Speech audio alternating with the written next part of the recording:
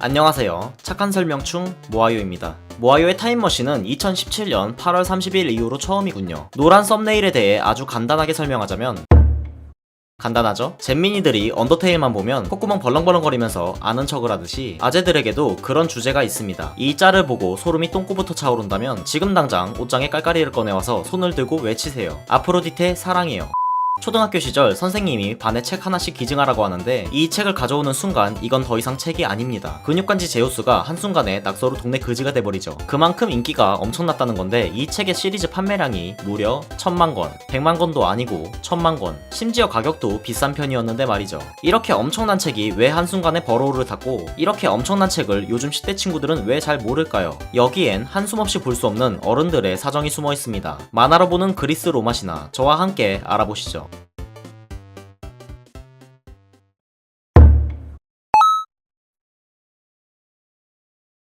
만화로 보는 그리스 로마 신화. 제목 그대로 그리스 로마 신화에 대한 책으로서 토머스 불핀치의 전설의 시대를 원작으로 하고 있습니다. 2000년 11월에 판매를 시작해서 2001년부터 인기 몰이를 하던 아동도서죠. 이 책에서 이야기가 전개되는 방식은 초콜릿을 입에 묻힌 듯한 설명충 아빠가 자녀들에게 신화에 대한 이야기를 해주는 식인데, 보통의 신화를 다룬 아동도서에서는 수정되거나 생략되는 동심파괴스러운 부분을 그대로 묘사해준다는 특이점이 있습니다. 납치는 기본에, 불륜에 사람의 피부가 벗겨지고 심지어 거사를 치르는 묘사까지도 빠짐이 없었죠. 물론 이를 사랑을 나눈다고 표현했지만 저게 도통 뭔 소린지 모르던 저의 의문은 커져만 갔고, 이는 곧 성에 눈을 뜨게 되는 계기가 되었죠. 하지만 이 책의 진가는 따로 있는데 바로 그림 작가인 홍은영님의 그림이 하드캐리를 담당합니다. 일단 남자 같은 경우엔 근육몬 아니 괴롱몬인가? 자, 여기 바람둥이 새끼 제우스가 있습니다. 신이라서 몸이 이런 거겠지 라고 생각할 수도 있겠지만, 자, 여기 인간인 테세우스가 있습니다. 얜 영웅이니까 몸이 이럴 수도 있지 하는 순간 지나가는 남자 1의 몸도 이렇다는 걸 볼 수 있죠. 이 책에서 어린이나 노인을 뺀 모든 남성 캐릭터는 몸이 이 모양입니다. 그림 작가가 왜 이렇게 근육에 집착했는지는 알 수 없지만 고대 그리스 시대에 이상적인 육체를 묘사한 결과라는 의견이 있다는군요. 그리고 여자 캐릭터는 와우, 이상적이야. 갑자기 악타이온이 여신 아르테미스가 목욕하는 걸 훔쳐보다가 참교육받은 에피소드가 생각이 나는군요. 목욕이라. 물론 모두 적나라하게 묘사됩니다. 어쨌든 이 책에서 대장장이의 신인 헤파이스토스를 제외하면 못생긴 캐릭터는 없다고 봐도 무방합니다. 아, 프시케 존니에. 이렇게 예쁜 그림체 때문에 여자 아이들은 물론 남자 아이들도 안 보는 척 하면서 내용은 전부 외울 정도로 정독을 하곤 했습니다. 특히 난 너희들의 헤라클레스 편을 수도 없이 본 이유를 알고 있지. 여기에 얼굴이 비슷한 것을 고려하여 머리 스타일과 색, 의상까지 모두 다르게 그려내는 노력까지 보여줬죠. 이렇듯 엄청난 그림으로 아이들의 관심을 이끈다. 어린이 필독 도서 영순이라는 문구로 부모들의 관심을 끈다. 구매? 라는 환상의 삼위일체 알고리즘으로 2002년 상반기에 오늘의 우리 만화상을 수상하였고 1000만 부가 넘게 팔리는 등 엄청난 판매량을 보였습니다. 때문에 이 책을 많이 접한 현재 20대들은 그리스 로마 신화에 대해 어느 정도 상식을 가지고 있죠. 집, 학교, 학원, 도서관 어디에서나 이 책이 있었기 때문입니다.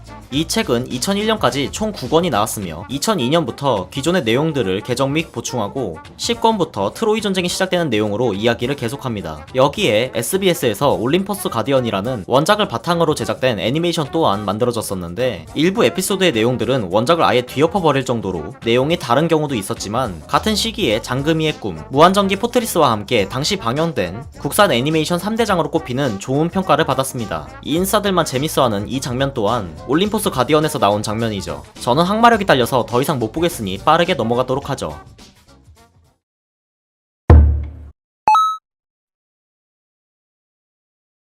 (2004년) 오디세우스가 길고 긴 고난 끝에 드디어 고향으로 돌아가 아들과 재회하는 18권의 출간 이후 독자들은 15권부터 이어져 왔던 지겨운 이야기가 끝나는 19권을 목 빠지게 기대하고 있었습니다. 그렇게 몇 년이 지나서야 기다리던 19권이 출간되었는데 띠용. 와우. 상상도 못한 왁구. 참고로 이거 제우스입니다. 거의 와피스급의 외모 너프가 있었죠. 그림 때문에 이 책을 보는 사람이 있을 정도로 이 책의 상징은 그림인데 그 그림 작가가 교체돼버린 사건이 있었던 것이죠. 독자들은 일단 내용이 어떻게 끝났는지 알기 위해 책을 구입했으나 그림체가 바뀐 것에 실망하여 반품하는 사례까지 있을 정도로 그 여파는 예상보다 강력했습니다. 어째서 이런 일이 생겼던 것일까요? 사건의 시작은 2004년 18권의 출간 및 애니메이션인 올림퍼스 가디언의 재방영이 종영한 직후에 일어났습니다. 나왔습니다. 출판사에서는 이 책이 1000만 부가 넘게 팔린 걸 숨기고 3분의 1 정도인 300만 부가량의 판매 인세만을 작가에게 지급했습니다. 그러나 이는 금방 발각이 되어 작가는 고소를 하였습니다. 결국 출판사는 패소하게 되고 작가에게 그동안 주지 않은 인세에 이자까지 추가로 계산하여 총 60억 원을 지불하게 됐습니다.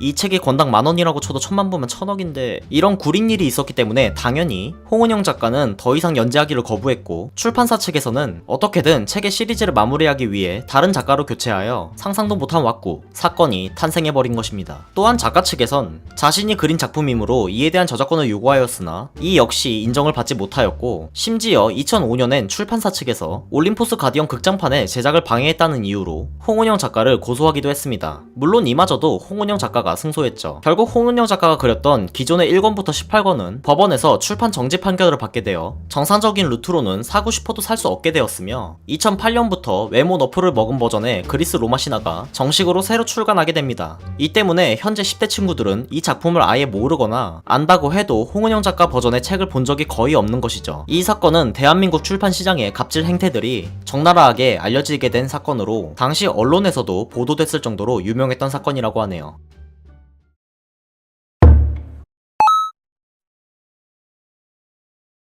출판사와의 불화로 작품을 완결내지 못했던 홍은영 작가는 홍은영의 그리스 로마 신화라는 책을 내놓았습니다. 더 업그레이드된 그림과 이야기를 표방하고 있으며 이전 작품처럼 토머스 불핀치의 전설의 시대에 번역판을 참조한 것이 아니라 아예 작가가 해외에서 직접 신화 관련 외서들을 참조하여 독자적인 각색 작업을 거쳐 내놓은 작품이라고 합니다. 또한 그림의 컬러는 더욱 화려해져서 전체적으로 높은 퀄리티의 작품이었죠. 하지만 이렇게 신작이 나왔음에도 여전히 만화로 보는 그리스 로마 신화의 인지도와 판매율이 월등하게 높았습니다. 작가가 아무리 작품을 캐리했다 한들 결국 작가의 인지도보다는 책 자체의 인지도가 높았으며 자세한 속사정을 모르는 부모님들은 책의 명성을 보고 구입하기 쉽기 때문입니다. 이젠 1500만 부라고? 결국 홍은영의 그리스 로마 신화는 출판사가 망하는 바람에 절판된 상태라고 합니다. 다행히 현재 온라인 서적 등에서 이북 형태로 구매하여 디지털로 읽는 방법은 가능하니 참고 바랍니다. 물론 작가 교체 이후에 만화로 보는 그리스 로마 신화는 일반 소비자들에게 충분히 인기를 얻을 정도의 퀄리티긴 합니다. 다만 구버전을 본 사람들은 거들떠도 보지 않는 것일 뿐이죠. 2010년대 이후 공공도서관이나 학교 도서관에서도 구버전의 노후화나 손상을 이유로 폐기되어 신판으로 교체되고 있고 사실상 구버전을 볼 방법은 중고 매장밖에 없는 상황입니다. 총총